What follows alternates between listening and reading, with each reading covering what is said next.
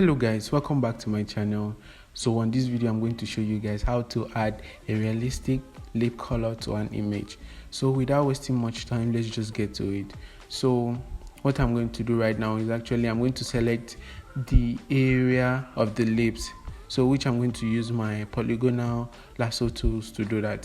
So I'll just start by selecting the areas which I want the effect to be added on.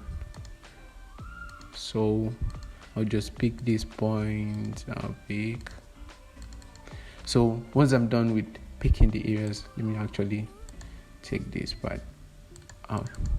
So once I'm done with the selection, I'm just going to fader it a bit. So I'm just going to add my fader to 3. So I'll just hit OK. So after doing that, I will add a solid color to it.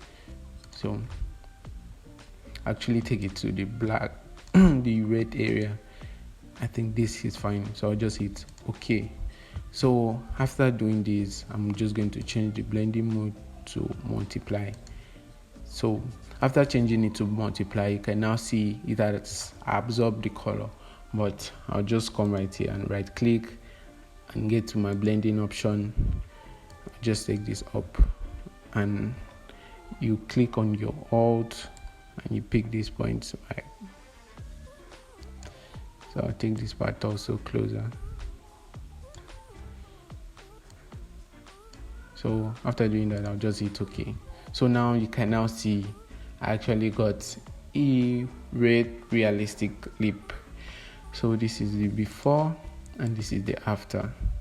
So if you think the effect is just too much, you can reduce it a bit, or you can just leave it like that. So thank you guys for watching this video. I really hope it was helpful.